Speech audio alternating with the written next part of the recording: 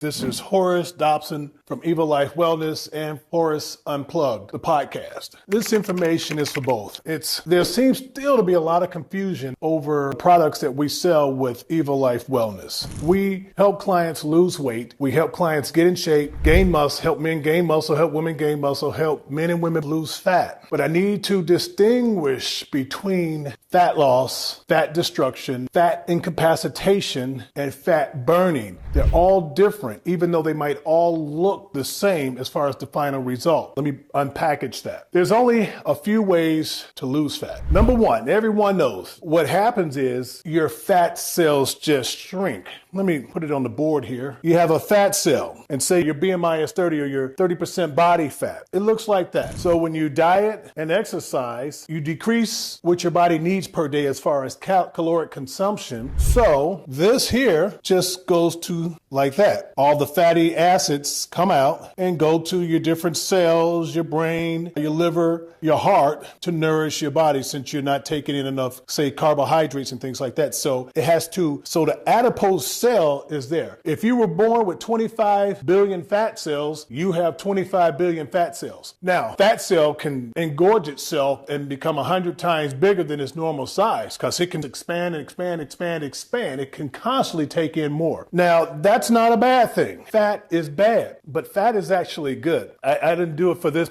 quick presentation today, but I can say my body fat, I'm at around 13% body fat now. But when I was at 20% body fat and I was 300 pounds, the fat, I need about 3,300 calories a day to survive with my height. So I could live, if you just cut cold turkey today, say I'm not eating anything else, I can live for 33 days. But now the opposite of that is someone who has 5% body fat, they were only living about 8 days without eating anything because they don't have enough stored energy. Now that was good during a time when in prehistoric times, when we didn't know when our next meal was going to come, or we might not get another meal for 2, 3, 4, 5 days, then that's good. That's good for that point. But I don't think many people fall into that category now. Most of us know when our next meal is coming 2 hours from now. So we never have to worry about that. So we don't want to carry extra energy stores. We don't want our batteries to be supercharged all the time. So diet and exercise will only deplete the battery. It will deplete the fat cell and it will shrink, but it's still there. If you have, like I said, 25 billion fat cells, you still got 25 billion. They're just smaller. So now when you walk around town, your fat cells are just depleted. That's all. So that's one way. But now here's a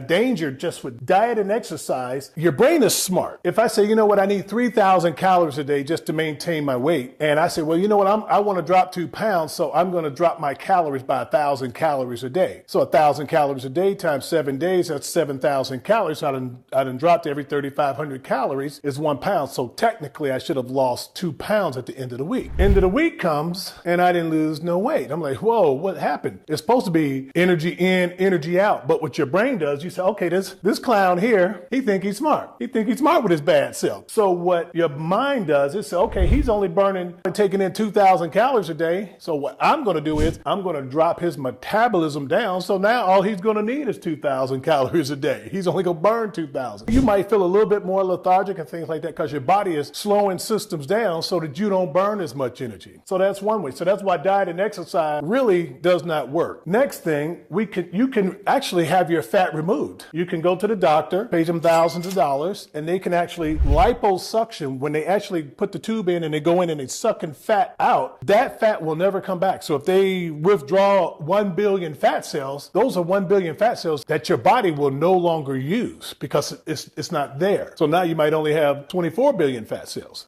That's one way, and that removes the fat. Another way to destroy, or like I like to say, incapacitate cells is to use something called Kybella. Now at our corporate office, we don't do the procedure, but at our clinical office in Boca, we do this procedure. That's Kybella injections. You can get this done once every 6 weeks. What this does, you come into the office, you set up an appointment, you come into the clinic, and we actually give you this injection. Now, what this injection does, it dissolves fat. Basically, all it is, it's like bile. When you take in food, a fatty meal, your body puts out bile into your digestive system, and digestive system breaks down the fat in your meal so that it can be absorbed into your body, and the rest is just excreted out. Now, but what Kybella does is the same as the bile. If I give you injections in your belly, it destroys those fat cells in that area, and now they're incapacitated. So those cells can no longer take in fatty acids and engorge and big anymore. They're incapacitated. And what your body ends up doing is, through macrophage, end up going through those fat cells, and you excrete them out through your urine or through your lymphatic system or through your feces. Those dead fat cells will come out that way. So that's almost like liposuction because it incapacitated those fats. You don't ever have to worry about those fat cells again because they're gone. Now, takes me down here to another thing, a popular thing that we have in the office, which is semaglutide or tirzepatide or Ozempic and Mounjaro. What they do is shrink the fat cells. They help you burn the fatty acids for energy. And the hypothesis is the other thing that it does is that it tricks your brain. Now, how does it, what happens? What do I mean trick your brain? If you just say, hey, I'm going to go on a diet by myself and I'm going to lose the weight. Yeah, you can do that and you can use discipline. Your brain is going to shut your metabolism down. So if you're taking 1,000 calories in a day, your brain is going to make it so your body only burns 1,000 a day. And then when you take just a little bit more, you're going to put on weight. People say, I don't eat that much, but I'm still gaining weight because you tried to trick your brain and it didn't work. But semaglutide and tirzepatide, they trick your brain. And when you're on semaglutide, it decreases your appetite by about 30%. So you're not eating. So normally your mind would say, okay, this person's not eating. They're not getting enough calories, so I'm lower their metabolism. But semaglutide and tirzepatide does is it tricks your mind into thinking you're full. If you need 3,000 calories a day, your mind thinks you're still getting the 3,000 calories a day. But your body is saying, hey, we need some energy. And the brain is, what are you talking about? Looking over the whole system, and the whole system says you got enough energy, you have enough calories, so there's no need for me to lower the metabolism. So I'm still going to burn 3,000 calories a day because that's what the system is telling me. And your body's like, no, we need it. So the body said, okay, since you ain't going to help us out, you're not going to be a team player. What we're going to do is we're going to have to burn extra fat. Since your brain ain't helping out lowering the metabolism, your body says, well,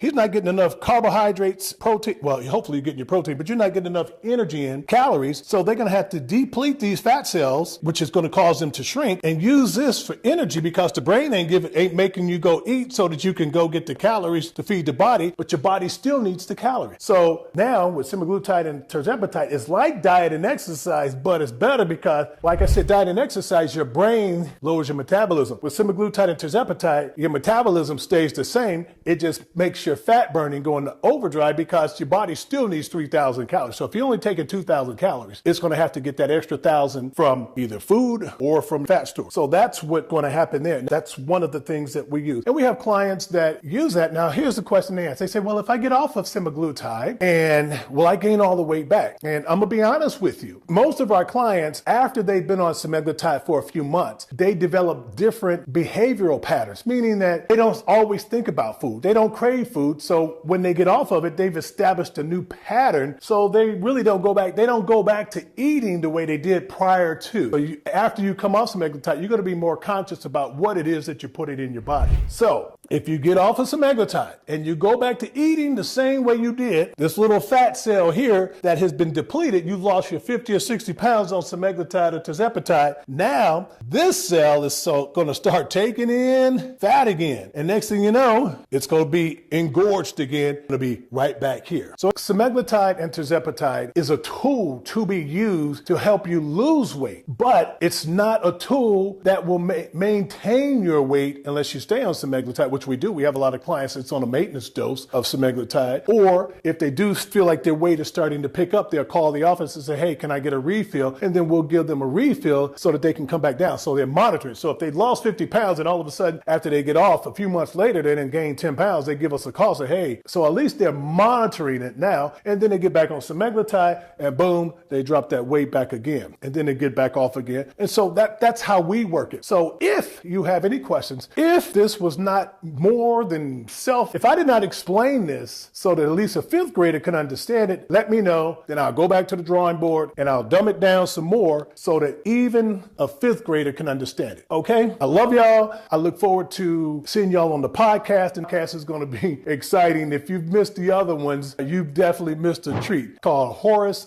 Unplugged. And that's where we just talk about real issues, no matter what it is, whether it's what's going on in Israel and the Gaza, or what's going on in Russia and Ukraine, or what's going on with Black Lives Matter, or what's going on with this woke generation, or whatever. We talk about it. Anyway, have a good day. That's it for me.